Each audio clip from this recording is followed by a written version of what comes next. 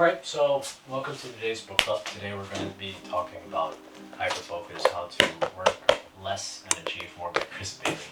A really good book, but let's just jump right into it. So we're going to talk about the book in a couple different themes. First, what is Hyperfocus? Why is Hyperfocus important? How do you get into Hyperfocus?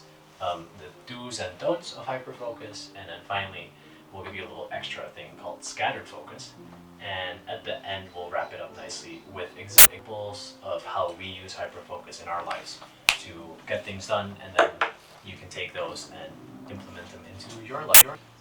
So, wonder, what is hyperfocus actually? Hyperfocus is when you manage to put 100% of your attention in one solid task without getting distracted, or if you get distracted, putting yourself into the attention mode. Okay. Can you give me an example of how you use hyperfocus in your life? An example, like I'm a student, okay? I'm a student and I'm this finance assignment that I have to finish by today. But I do see myself like getting distracted a lot of times. So what do I do? Hyperfocus is this like me doing the assignment, and if I notice to get distracted, just pull myself back from that distraction to the actual work that I'm doing. Okay, so hyperfocus is actually the action of pulling your focus back onto the task that you set out to do. Yes and no. It is not like no action of like recognizing getting distracted, but actually making sure like you are putting your mind in a flow state of the task. Let's say, I don't know if you ever had like one of those tasks where first you don't want to do it, it's so boring, etc. But once you gonna doing it, you actually appreciate it. You start like interested in investing into it. That's what it's called hyperfocus. When like time goes fast and doesn't feel like as heavy as it would have been. So it's when you are really fully invested into something. It's hyperfocus, aka flow state. Flow state. Let's say when I have a basketball team, okay, a basketball player, when at that point doesn't feel like his brain is saying, oh, you have to go that way because like there's an empty hole. No, your body feels instinctively that it has to go that way. This thing applies in anything in your life. While cooking or doing that, you just know what's the next step. You don't think about it, you just go through it. Okay. Why is hyperfocus then so important? Well, it's important because it's important because it's a fucking superpower. I mean, it saves up time. Instead of 10 hours, you just like do 2 hours hyperfocus and will lead to the same result. You will feel less fatigue at the end of the job because like, actually you put yourself into enjoying the task, and that's mainly it. Time and efficiency. And time efficiency. As the example we did before, instead of 10, of 2 hours. How do we actually achieve hyperfocus? So, do we need to do anything to get into hyperfocus? Well, that's it. That's the thing with the hyperfocus. Like I'm saying to you as a superpower that you have to learn like a different skills to get into it. But no, it's the simple matter of doing the job. But the problem stands like how can you get it like to do it repetitively? Well, the first thing that comes in my mind is distraction. Your phone. Okay, let's say you want to do the assignment, but you have your phone on the side, distracts you, then you end up not doing the assignment but doom scrolling through your TikTok. One suggestion would be just put your phone in D&D and just not even the same room, like just get rid of it, like outside of the house, outside of the room, take it out of the way. And another example, like your room might be a mess, clean it tiny little bit, but don't focus too much of the preparation of it. What I say. What we were saying about prepping for hyperfocus, how you dive into it. And to dive into it, you just like, now I'll make an example of the book because it's the first thing that it's easier also for me to come up with. You just open a book and tell yourself like, okay, just go through it, 5 minutes, just 5 minutes. And then see if you get, if you see yourself invested into it or not, okay? If you see yourself investing into it, then it will take like other 5 minutes, and then you see like you're doing the task without even realizing like it's a chore anymore. It's more like something that you enjoy it. That's it becomes instinctive. It comes instinctively, yes. Okay, so when we're doing the job, however, there will be external and internal distractions. Yes. How do we actually? What does the book say about distractions? Like, how do we handle these things? What do we do whenever one of these things pops up? Okay, external distraction, as we said, it could be your phone. It could be like you just look at the sky, you see a weird shaped cloud. That's external distraction.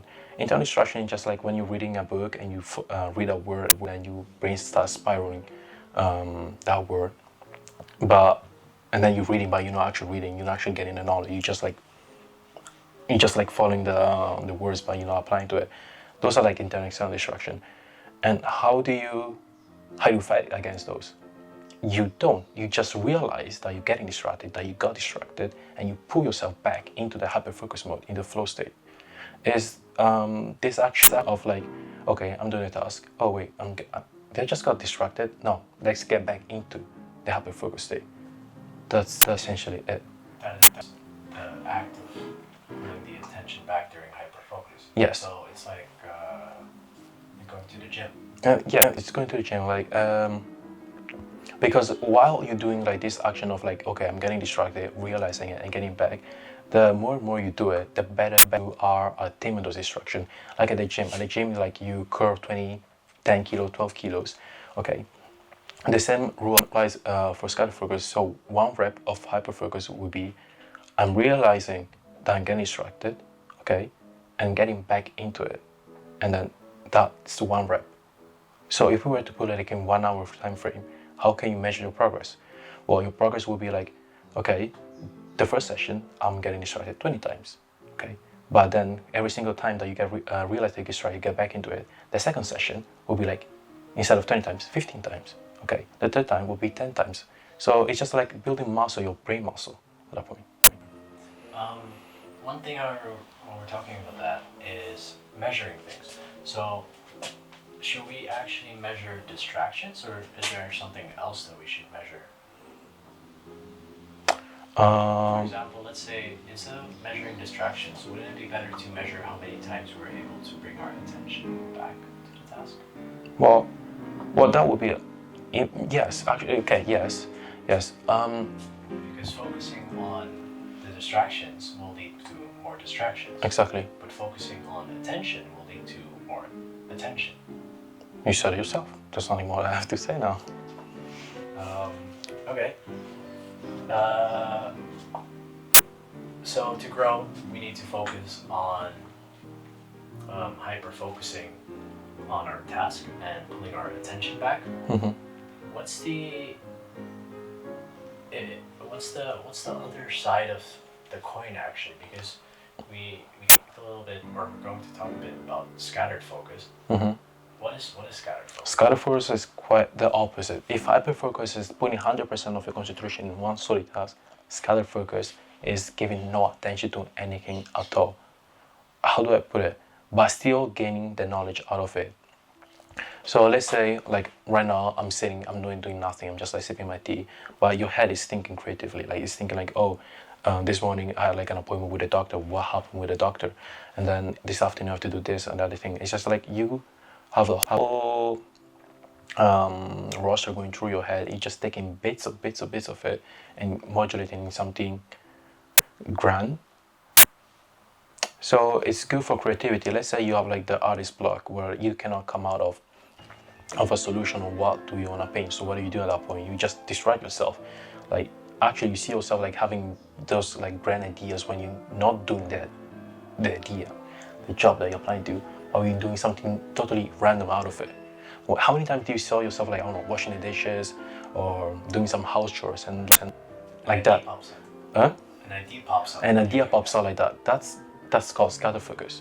When so it's letting your mind running through by itself. It's like wandering and like letting your mind explore and think of new things instead of only being focused on one thing. You can kind of wander around and look at things and get distracted by stuff, but exactly. Scattered focus. Yes, and we mentioned how can we get into deep hyperfocus, how we can get into scatter focus. Well, scatter focus is just like, it's simple as that. You can do chores, you're already in a scatter focus state, But if you're not actually doing it, if you don't have any joy, meditation, okay, breathing meditation, like you see yourself 10 minutes, 5 minutes a day, do breathing, okay, you, of course, you have to concentrate on your breathing, but at the same time, you cannot for 5 minutes concentrate, you will just think of them. And there will put yourself in a scatterfocus position. So hyperfocus is to get the job done and be fully attentive, and scatterfocus is to be creative and think of new ideas. I want, however, one more example of how to actually get into hyperfocus. So do you, when you get started with homework, for example, do you say, oh, I'm going to now focus for an hour and I'm going to finish chapter 1? Like, is it something like that, like framing the mind? Or how do you do it? I mean, how I do it when I got into hyperfocus is basically, yes, how you mention it.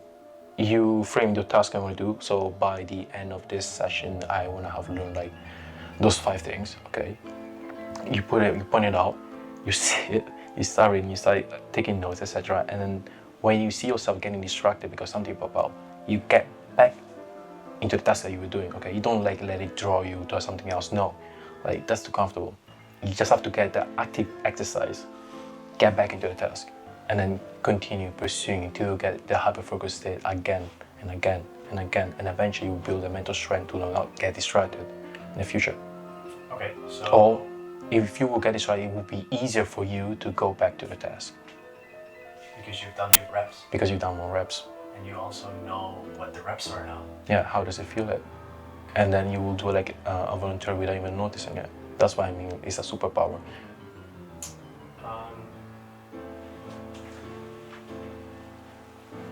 The way to measure progress, to measure the reps,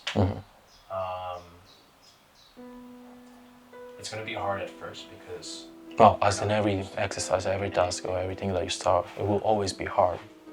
How do we set goals for ourselves? Like, what's the goal when you say, I'm going to hyperfocus for this many hours?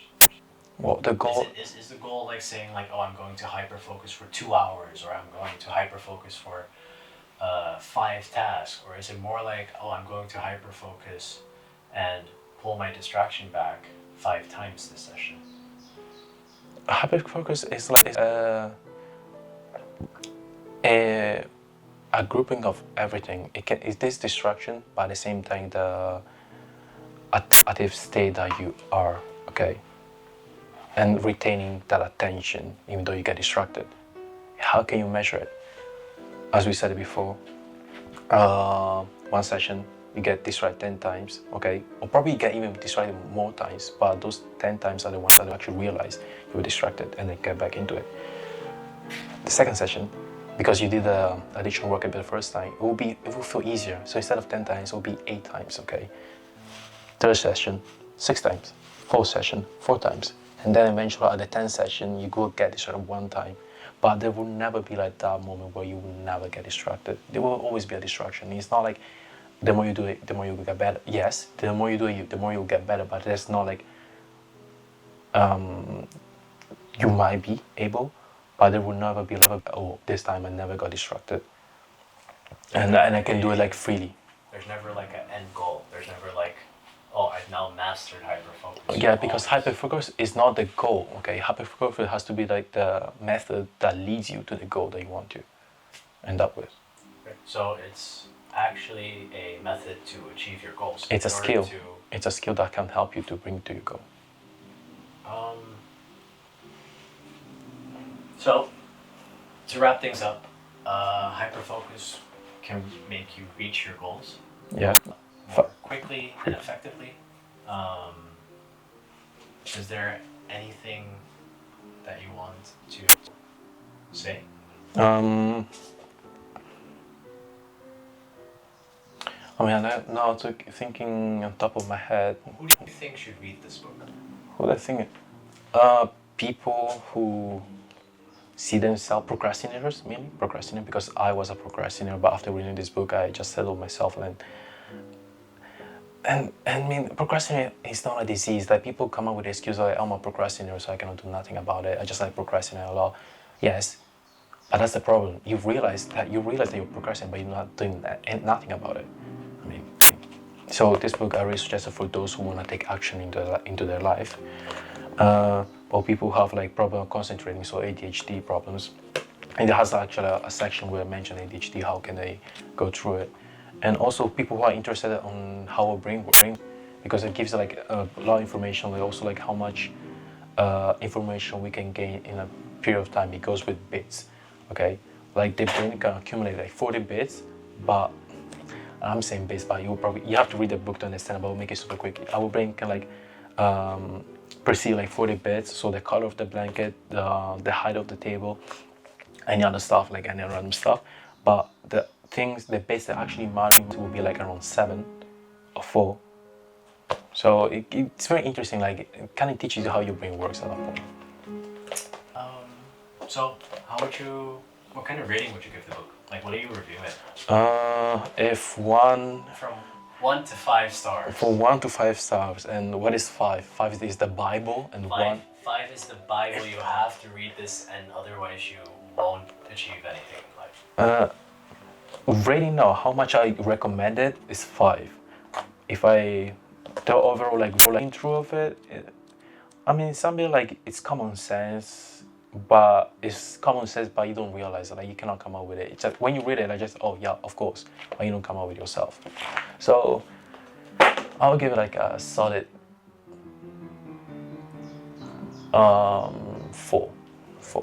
or 3.5, 4. When people read the book, should they take notes or? Oh, definitely, because also the book comes out with their own like application, like giving graphs, how you apply it, what to do, like routine schedules. So yeah, having a pen and a notebook next to it is useful. So definitely recommend it. Yeah. Right. So see you next session. I thank you. We managed. Amen. Amen. Bye.